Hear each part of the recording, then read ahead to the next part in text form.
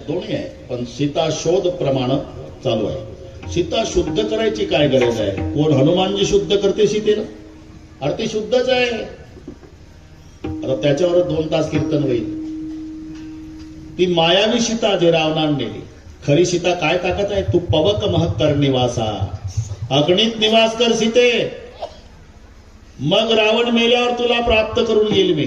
तोपर्यंत अग्नीत आहे, शुद्ध नाही. शोध जाणे सीता.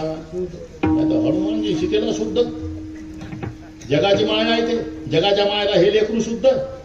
सीता शोध केली, बस जमला.